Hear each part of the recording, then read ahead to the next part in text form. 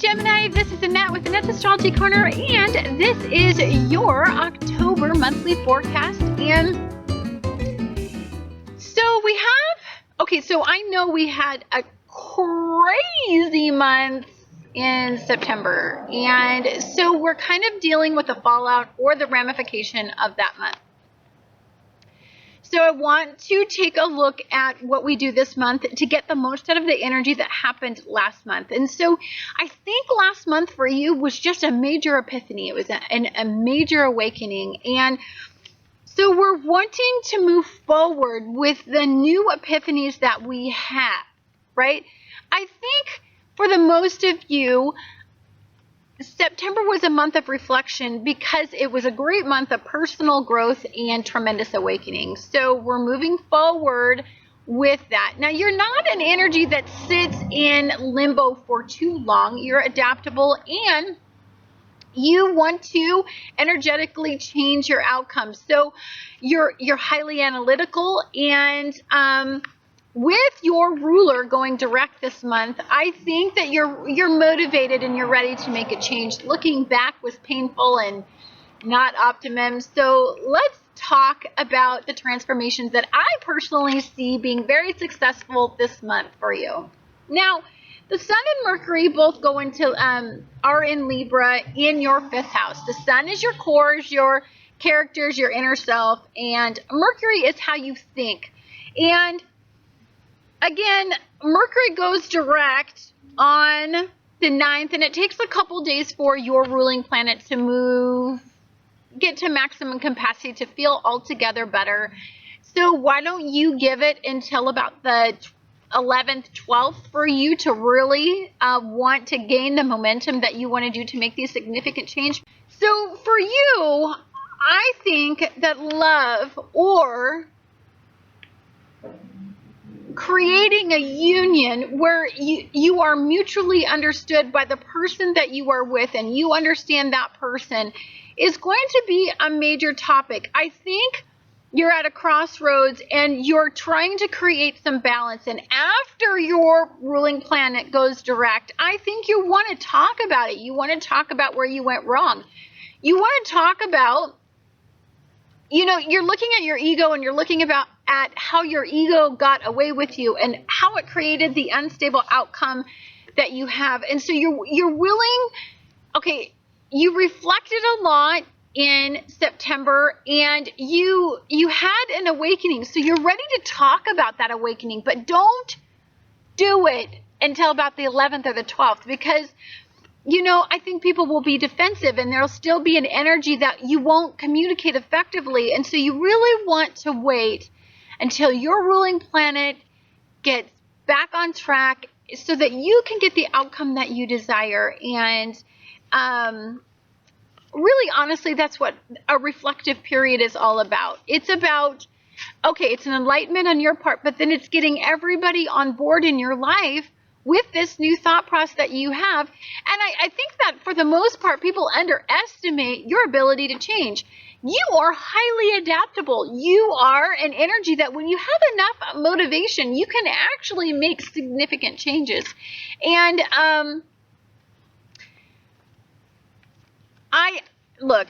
you need to be real with your vulnerabilities and the dark side. You need to be willing to let people see the dark twin. It can't be something that you hide and that when your ego takes a hit and you feel vulnerable, the dark twin comes out in every single Gemini. And that twin is often self-destructive of the light twin. So you have a dark twin and a light twin, or the dark and the light, or you have a feminine and a masculine energy. I mean, you have a duality that is very significant in you, and it makes you indecisive as hell. It makes you a sweet talker when you don't frickin' mean it. It makes you a frickin' liar when you want to tell the truth. So let's let's get on board with who we are. Look, we all have lower vibrations in energy, and we all have elevated vibrations in our energy. And one of the most beautiful things about a Gemini is that they're adaptable to making changes. So for you, if what you need to do is to adapt and get your twins on board, or at least develop a relationship with somebody who appreciates both sides of you, then that's okay, because there are people that are black and white, right? There are people that will only accept you if you're the light twin. But as soon as you show the dark twin, they're out of there because they feel like you were deceptive. And actually, you're not. You just showed them all of you instead of half of you, the half that they wanted to see, the half you know they wanted to see. So you've had a lot of reflection on this, and you know that you need somebody that can love both sides to you, because there's not a human being out there that doesn't have two sides to them. And you're judged because that your two sides are very clear. They're opposing. They're black, they're white, they're feminine, they're masculine. And for you Geminis often go under fire because their two sides are so clearly defined, whereas most people, like let's say a Scorpio, where they have their dark side and their light side, the mask they put on versus what they are internally, they can hide it a little bit better. You just can't. You're more childlike. You're more like, I am who I am today and I am who I am tomorrow. So getting somebody to love both sides of you genuinely is the challenge when it comes to being a Gemini. So you want to talk about that with a romantic relationship or a romantic perspective, on a romantic perspective. Moving forward, I think you need to really make people aware that there are two clear sides to you, and the dark is something that they need to accept as much as the light. There is a certain amount of fear that is associated with this, because you have experienced significant losses that have caused tremendous amount of pain by showing them equal sides to yourself. And I think that can be very difficult because you feel that you have been judged by these two sides of yourself. And I think you're ready for a significant change in this area. You're ready to embark on a new journey. You're ready to get a handle. You're ready to balance the energies in your life. But I truly believe you're in a state of transformation, so you need to communicate effectively that you may not have this all together figured out quite yet. Jupiter, Venus, and Mars moves into Virgo. Now, Venus moves into Virgo on the 8th, which is in your 4th house. Look, you want a family, you want a solid foundation, you want to make a commitment, and you want to move forward, but you're hesitant. This definitely has something to do with a heart-based endeavor. It has something to do with the idealistic view that you have. This definitely is going to happen only after Mercury goes into, it goes direct. Once it goes direct, I think you can experience the confidence to want to get people on board with you. There was a certain level of introspection that occurred, and you're ready to let people know about it. You want to shout it from the mountaintops. You had a realization. You had a sudden awakening, and you know that you've caused past pain, and with that, you're bound to that past pain, and there's a lot of regret that goes along with you, but you need to let all of this go. In order for us to make significant change, we have to associate enough pain with it. We are creatures that learn that way. That is the way our human mind learns. So for us, we either create experiences based on the amount of pleasure that we receive from them, or the amount of pain that's associated to make us want to change to get more pleasure. That is the dance. That's what's associated with being a human being. So don't discredit your journey, and don't discredit your karmic relationships. They do have a lot of pain associated with them, to create the amount of change that you need to make. And for you, this is about getting the home and family environment that you want. This could cause you to relocate and start over. This could cause you to want to move in with somebody and show them and commit to them that you are willing to make these significant changes. In fact, I see that really highly probable for the majority of you. If they can accept your dark side, if they can accept the fact that at some times your ego gets the best of you and you get overconfident, if they can take a look at you for who you are and love you anyway, then I think you're willing to take these leaps. But you need some security. You need these conversations to validate your journey. On the 9th, that's when I said that your ruling planet moves direct in Libra in your 5th house. This definitely is a focus on heart-based endeavors. This is about love. This is about moving forward. This is not about pulling something from your past. Or if you did pull a relationship out from your past, this is about progressing that relationship moving forward. Say if you love somebody from your past and you talk to them again, this is actually about creating a brand new outcome with that past relationship that actually creates a significant transformation in your motivation to want to make these changes. So but this is about moving forward. It definitely is. It's about it's about transformation. It's about a death to an old mindset and a rebirth to a new mindset. For some of you, this could actually be an actual new life, a birth. Somebody could announce that they're pregnant, and this could be the motivation that you need to make these significant changes, that you need to make this loving commitment, that you get to create this family. So it could be a month of just, I'm pregnant and let's get married and let's move forward and let's create a family that we want. And that could be the motivation that you need to settle some of these issues that you have where you feel like you endure personal struggle. On the 12th, we have a new moon in Libra. This is in your 5th house. So to me, this suggests a brand new beginning in a heart-based endeavor.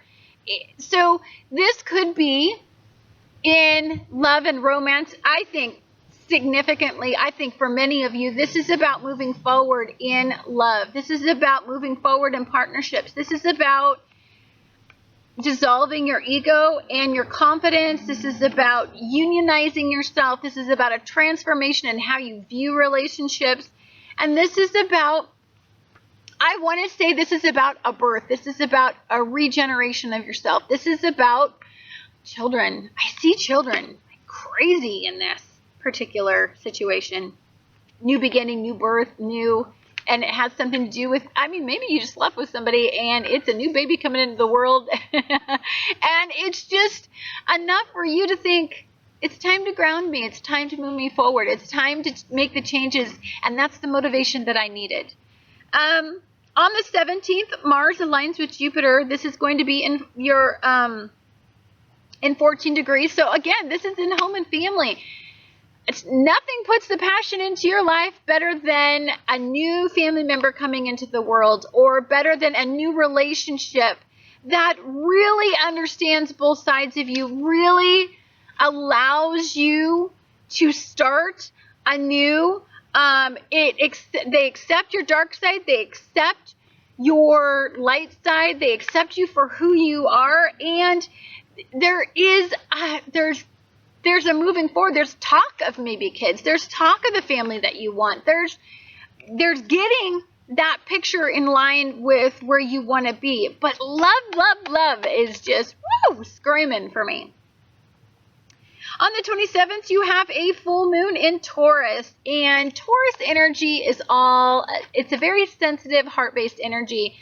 This is about an accumulative energy when it comes to something having to do with your heart. So this is about making a dramatic change.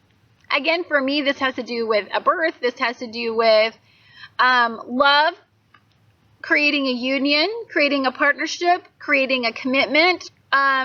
This is about literally ending the dying of the old you and the rebirth of a new you. This is about creating a different outcome. This is about letting go of the darker qualities in you, and it's not about basing a relationship on monetary values. It's about basing it on tangible long-term goals. This is about releasing yourself from the past, and this is about creating a new beginning. So I don't think the ending in this particular scenario is I'm ending, you know, something comes up and it just ends, and it, for some of you it could be a death. It could be a death so that you could have the freedom to move forward. For some of you, and I don't know why, I looked at the energy really quick, and one of the things I see, it's about leaving old vices. You've had a lot of introspection about where you go wrong, especially when it comes to confidence issues and anxiety that you feel, and about your headstrong abilities to not face who you are. And you have an awakening. You see Jupiter is expanding your mind in an area where it's highlighting a new thought process, an elevated thought process. This is about letting go of some of the ego issues that you have and the poor coping methods that you use when it comes to romantic endeavors or home and family endeavors. So for you, this could be about letting go of some childhood issues, some childhood scars, some childhood fears, some childhood past pain, and not letting those stand in the way of how you proceed forward.